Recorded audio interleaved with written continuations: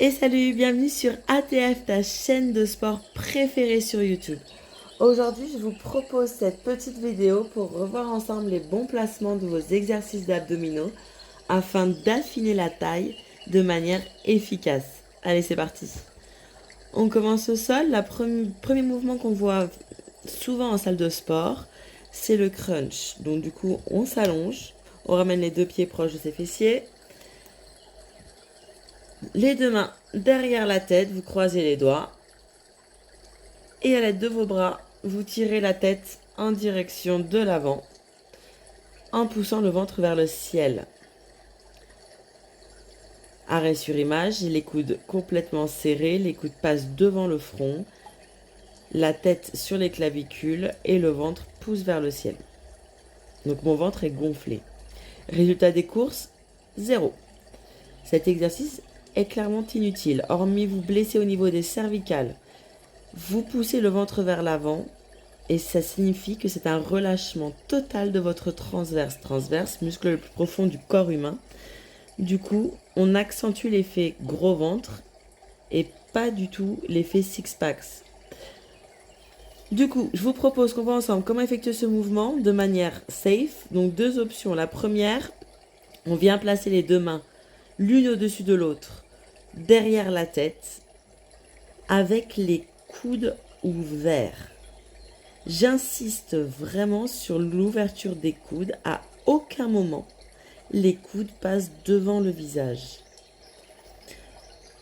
On va aspirer son nombril au maximum, c'est-à-dire dans l'idée le ramener vers la colonne vertébrale.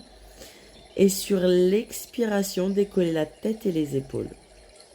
Vous inspirez, vous reposez la tête au sol. Expirez, on ne referme pas les coudes et on aspire toujours dans l'idée son nombril vers la colonne vertébrale.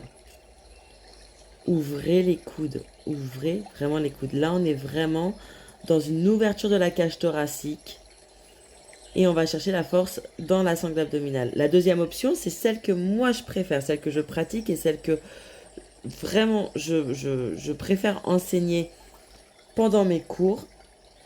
C'est le crunch à la manière, entre guillemets, pilates, puisqu'en fait c'est un mouvement de pilates que j'applique à mes cours de renforcement musculaire. Les deux bras le long du corps, on va tirer le bout de ses doigts en direction des pieds.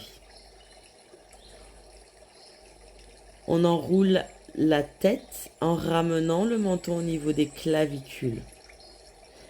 Dans l'idée, le but étant d'avoir la tête perpendiculaire au sol, ce qui fait que vous n'aurez plus les tensions au niveau de la nuque qui font qu'en général, c'est ça, vous avez l'impression de vous blesser alors qu'en fait, pas du tout, vous vous renforcez au niveau des cervicales. Et là, on inspire au sol, allonge, expire, on ramène le nombril toujours en direction de la colonne vertébrale et on décolle les vertèbres les unes après les autres. Enroulez votre colonne. Absorbez votre nombril. Et là, on est vraiment sur un mouvement très efficace. Faites-le sur votre respiration dans un premier temps, afin d'adopter les bons placements. Ne vous laissez pas emballer par une musique un peu trop rapide. Et ce sera beaucoup plus efficace. Allez, après avoir vu ce mouvement, je vous propose qu'on voit ensemble le gainage. Gainage, encore une autre affaire, souvent effectué sur les avant-bras. On relâche le bassin et du coup, en fait, le poids du corps est projeté vers l'avant. Et là, on est clairement sur un pincement au niveau des vertèbres lombaires. Donc, bien entendu, le risque, ce sont blessures. Et là, on n'est pas du tout en train de travailler. Donc, inutile d'espérer un quelconque résultat si vous êtes en gainage complètement relâché. Les bons placements pour le gainage, on y va. Les deux avant-bras posés au sol. Largeur des épaules, paume de main au sol. Vous baissez les épaules et vous serrez les omoplates. On expire, on décolle le popotin et on va basculer en rétroversion. Vous voyez ce mouvement de hanche que je viens d'effectuer en absorbant votre nombril, toujours en direction de la colonne vertébrale. Et là, je suis sur une contraction maximale. N'oubliez pas que plus vous absorbez votre nombril, plus vous serrez votre sangle abdominale, plus on est en contraction maximale. Et là, vous êtes sur des bons placements. Là, vous pouvez rester et faire des challenges de 1 minute, 2 minutes, etc. On passe du coup sur les mouvements d'obliques. Donc sur les obliques, c'est pour les abdos qui assurent le côté, l'effet du V. Je vous propose qu'on voit ensemble le Russian Twist qui est le plus connu. Les placements qu'on voit souvent en salle de sport, c'est un bassin en antéversion. Du coup, la poitrine est projetée vers l'avant. Et là, vous voyez que je n'arrive pas à tourner. Je n'arrive pas à faire ma rotation et je suis complètement en appui sur mes lombaires. Ça fait extrêmement mal. Donc là, pareil, petit travail où on absorbe le nombril vers l'arrière. Vous passez votre bassin en rétroversion. On décolle les deux jambes. Et là, du coup, j'ai beaucoup plus d'amplitude pour pouvoir toucher le sol avec mes deux mains à droite et à gauche. Toujours sur l'expiration, vous voyez comment là, on voit à l'œil nu la contraction de ma sangle abdominale. C'est important de le faire, de bien l'effectuer pour éviter de pousser le ventre vers l'avant. On passe maintenant sur le côté, le gainage latéral.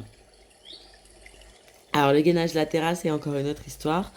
On est souvent en appui sur le bras, vous vous faites très régulièrement mal puisque vous passez le poids du corps vers l'arrière. Voilà ce que l'on voit. Là, je vous montre ce que moi je vois souvent en salle de sport, c'est-à-dire que mon buste est complètement penché vers l'avant.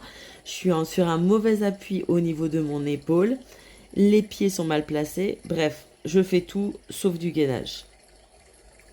Donc, on va revoir ensemble les bons placements. Je me positionne du coup sur le flanc latéral de mon corps.